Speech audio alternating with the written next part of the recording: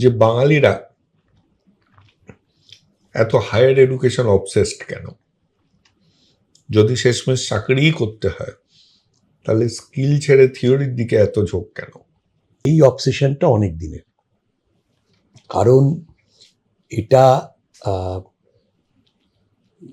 Thomas Babington Macaulay যেটা তৈরি করেছিল এক ধরনের ওই যেটাকে রবীন্দ্রনাথ বলেছিলেন যে একটা অদ্ভুত একটা যন্ত্র তৈরি করেছেন, যেখানে ওই খাঁচার পাখিতে লোকে ওই তোতা পাখির মতো শেখানো হবে। এই শেখানোর একটা বিরাট দরকার সেই সময় ছিল, কারণ ইংরেজরা যখন এসছেন তারা অন্য ভাষা তো শিখতে পারবে না, তাই অ্যাডমিনিস্ট্রেটিভ ল্যাঙ্গুয়েজ হচ্ছে ইংরেজি। সেখানে মোটামুটি বুদ্ধিমান এবং ভাষা দক্ষ এই রকম ক্লার্কস দরকার ছিল। মূলত ক্লার্কদের তৈরি করাই প্রাথমিক উদ্দেশ্য ছিল, সেটা নানাভাবে বলেছেন মেকলের সময় থেকে। কেন বলছি যে এডুকেশন পলিসিটা পাল্টালো, তার আগে ছিল যে অন্যভাবেও করা যেতে পারে আদার দ্যান, মানে ইংলিশটাই মডেল, ইংলিশে মানে অর্থাৎ মডার্ন ওয়েস্টার্ন যে এডুকেশনের যে মডেলটা, সেই মডেলটাই আমাদের মডেল হয়ে গেল। ওই মক্তবা মাদ্রাসা মক্তবা এগুলো সমস্ত চলে গেল, বা টোল চতুষ্পাঠী। এই যে নতুন ব্যবস্থা তৈরি হলো, এর দুটো উদ্দেশ্য, একটা হচ্ছে যে এটা দিয়ে নতুন জ্ঞান বিজ্ঞানের শাখা খুললো, কিন্তু বড় অর্থে এটা একটা ক্লার্ক প্রডিউসিং একটা জায়গা এসে দাঁড়ালো।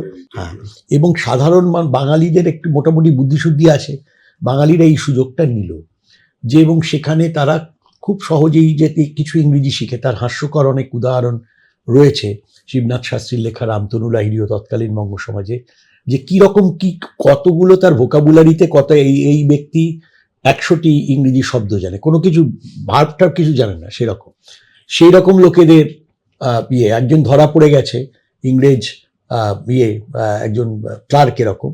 সে এসে খবর দিল একজন যে তিনি অফিস টিফিন টাইমে সাহেবের যে ঘোড়ার যে দানাগুলো থাকে ছোলা সেগুলো নিয়ে সেও টিফিন সারছে, ওই মিড ডে মিলের মতো। তো এখন তিনি টিফিনটাও ধরা পড়েছে, তখন সাহেবটাকে ডেকেছে, বাবু হোয়াট ইজ দিস, তুমি এখান থেকে টিফিন করছো? তখন তার বক্তব্য হচ্ছে, sir, in my house morning and evening 20 leaves fall, একটু পাত পড়ে আর কি, পাতা, 20 leaves fall, little pay, how manage? তো তখন তারপরে কিছু তার মাইনে 2 টাকা বা 5 টাকা বেড়েছে, 20 পাত পড়ে। এই যে জায়গা এইভাবে তৈরি হয়েছিল যে এটা শিখতে হয়।